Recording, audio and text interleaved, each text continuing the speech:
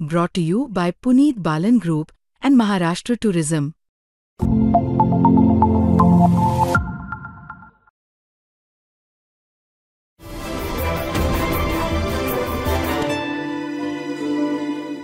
पासून सुरुवात करेन. शिंदे साहेब, आत्ताच्या क्रुशियल काळामध्ये खरं तर ज्या वेळेला सत्ता असते, ज्या वेळेला वातावरण फेवरेबल असतं, त्यावेळेला प्रदेशाध्यक्ष होणं ही फार सोपी गोष्ट असते. त्या काळात काम करणं पण सोपी गोष्ट असते.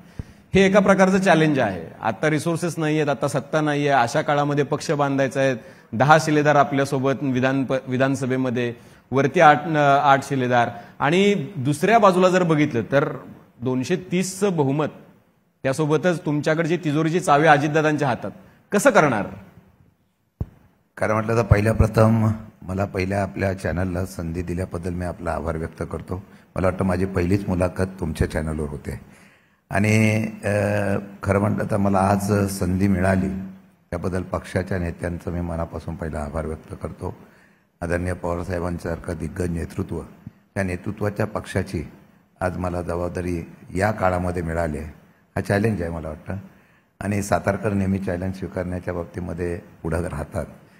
चव्हाणसाहेबांचा जिल्हा आहे, पवारसाहेबांच्या विचाराचा जिल्हा आहे. पराभव होत असतो, यश अपयश येत असतं, पण खचून न जाता उभं राहिलं तर तो नेत्याचा निश्चितपणे आदर्श असतो. मला वाटतं की या आत्ताच्या काळामध्ये मिळालेली जबाबदारी हे आव्हान आहे. मी नेहमीच सांगताना सांगतो की पूर्वीचं राजकारण, आमचे समोर नेते बसलेले आहे, की राजकारण विचाराने व्हायचं. आत्ताचं राजकारण सत्तेतून होत आहे. या सत्तेच्या विरोधामध्ये लढण्याची ताकद घेऊन जनप्रक्षोभ उभा करणं आणि जनाचा आधार निर्माण करणं हे चॅलेंजिंग जॉब आहे. आणि मला वाटतं की काही दिवसातच स्थानिक स्वराज्य संस्थेच्या निवडणुका होतील.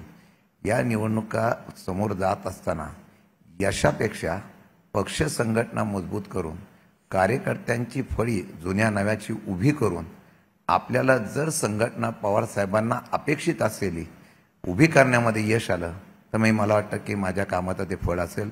आणि हे चॅलेंज आहे, आणि ते चॅलेंज स्वीकारून काम करायला मला मिळालं हे समजून मी 100% काम करेल, हा विश्वास इथं व्यक्त करतो.